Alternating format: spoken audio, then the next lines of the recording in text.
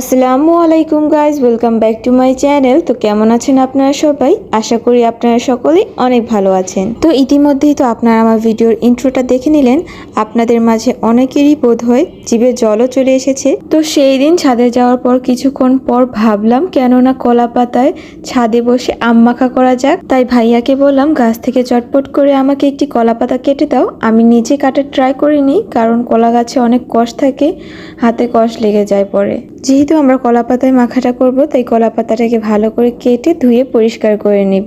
তারপর গাছ থেকে ফ্রেশ দুটো আম পেড়ে নিলাম। যেহেতু ভাইয়া আম মাখা খাবে না, তাই দুটোই নিয়েছিলাম। আমটাকে পেড়ে নেওয়ার পর ভালো করে ধুয়ে খোসা ছাড়িয়ে নিতে হবে। ভিডিওটা একটু বেশি লম্বা হয়ে যাবে, তাই আমি মাঝখানে কিছু ক্লিপ স্কিপ করে ফেলেছি। আমটা ধুয়ে নেওয়ার পর আমি স্লাইসার দিয়ে আমটা স্লাইস করে নেব।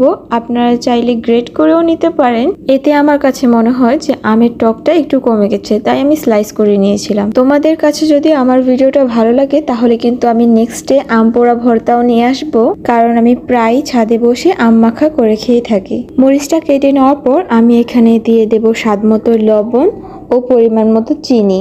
অনেকেই আছে যারা আম মাখায় চিনি পছন্দ করে না, কিন্তু এটা কিন্তু আমার কাছে মন্দ লাগে না। আপনারাও কিন্তু একবার চিনি দিয়ে আম মাখা ট্রাই করে দেখতে পারেন, ভালো লাগে অনেক। এরপর আমটা ভালোভাবে মেখে নেওয়ার পর তৈরি মজাদার ও লোভনীয় আম মাখা। এমনিতেই তো আম মাখা সবার প্রিয় হয়ে থাকে, তার মধ্যে আবার ছাদে বসে কলা পাতায় আম মাখা করে খাওয়ার কিন্তু মজাই আলাদা। তো আজকের জন্য এতটুকুই। আশা করি আপনারা সকলেই ভালো থাকবেন ও সুস্থ থাকবেন। আল্লাহ হাফিজ, টাটা।